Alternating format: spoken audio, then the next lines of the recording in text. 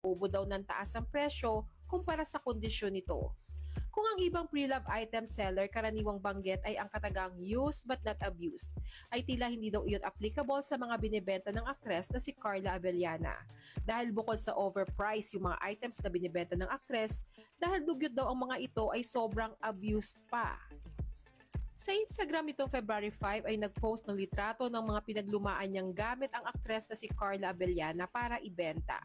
Anya sa caption, posted more items and lowered down their prices. Shop now at Carla Angeline Closet. At sa kanyang Instagram online store ay nandoon nga nakapost ang mga pictures ng binibentang gamit ni Carla. Naka-indicate din ang mahalagang detalye nito pati presyo. Pero laking gulat ng netizens sa mga nasaksihan dahil anila maliban sa overprice ay patapon na umano ang mga gamit dahil sa kondisyon ng mga ito. Tulad na lamang daw nitong French Soul Leopard Ballet Flats na binibenta ni Carla sa halagang 2,500. Ang dumi daw, sabi ng netizens, na tila may mga libag pa mula sa paa. Hindi man lang daw nilinis muna bago ialok pambenta. Ayon pa sa isang commenter, ay hindi malinis sa gamit, dugyot man ikaw day Carla, super abuse na paninda niyo po. Yun din napansin ko, sorry if I'm being judgmental. Seryoso ba itong mga post niya? Parang di na okay mga ibang items. Ayon pa sa iba, parang mas maigi pa yata ang bumili na lang sa ukay dahil mas mura na, mas maayos pa ang mga ibinibenta. Bukod dito ay pinuna rin ng netizens ang mga swelas ng sapatos ni Carla na sobrang dumi umano. May mga lupa at putik pa sa talampakan. At pagkatapos ay ibinibenta ng mahal. Sana naman daw ay nilinis muna bago ibenta. Depensa naman ng ilan kaya mahal ang mga iyon ay dahil branded items. Bukod pa dito na iyon ay dating pagmamay-ari ng isang sikat na tao tulad ni Carla. Hindi rin nakaligtas sa pamimintas ng netizens ang Coral Fendi bag ni Carla na binibenta sa halagang 18,500. Ang mahal daw sa ng netizens, samantalang ang dami na daw nitong mantsa at maiitim na gasgas at tila nagtuklapan pa ang leather. Ayon sa isang komento, Miss Carla, wala po bang naka-advise na ipamigay nyo na lang mga items na ganyan? Ako yung nahiya. Hi Miss Carla, not to brag but some of your pre-loved items po are very expensive and yet the appearance is parang nakakahiya na gamitin. I think yung stains and dirt is hindi na matatanggal. So for me, better to buy a new one that is not expensive like those brands but yung presentable naman gamitin. Maraming naniniwala na hindi dapat pambenta ang mga items na iyon ni Carla. Bukod daw sa mahal na, ang dami pang gasgas.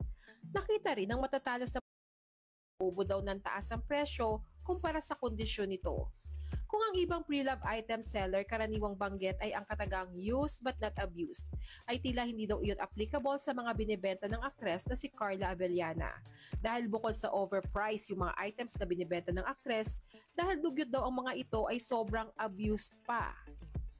Sa Instagram nitong February 5 ay nagpost ng litrato ng mga pinaglumaan niyang gamit ang aktres na si Carla Abellana para ibenta.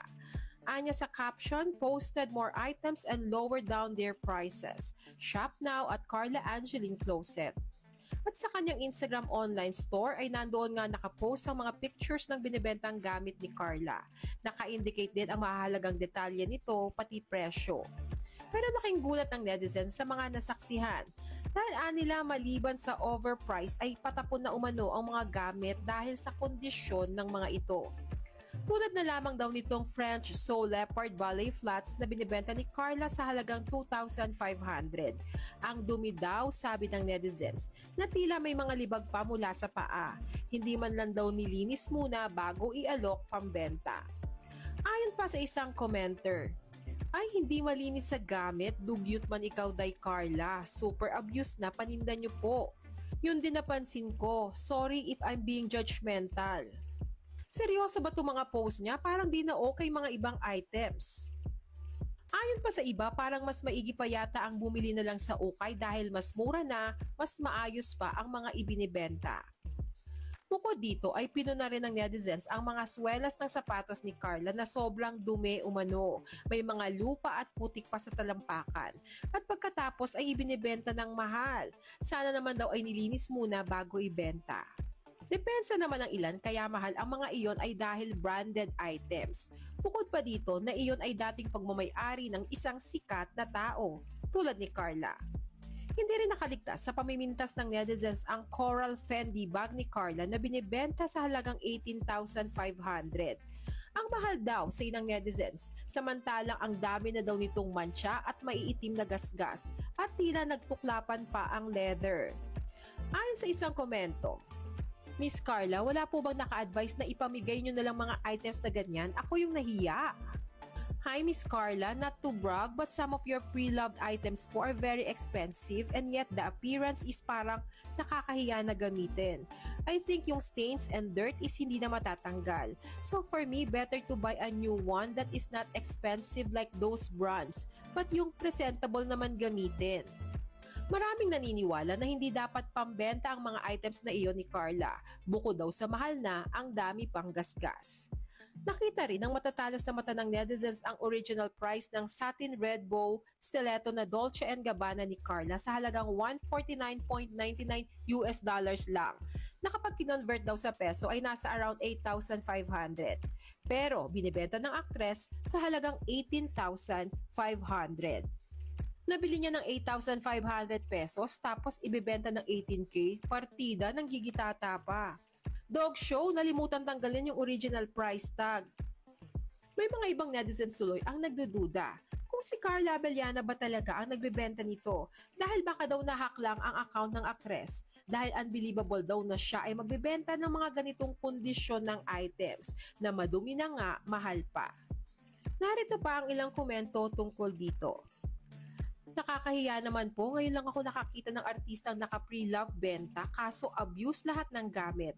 Halatang hindi marunong mag-alaga ng mga gamit na branded like other artista. Kung wala naman magandang sasabihin, wag na lang mag-comment at hindi naman hinihingi ang opinion nyo. Nahack ka po ba Miss Carla? I am giving the benefit of the doubt.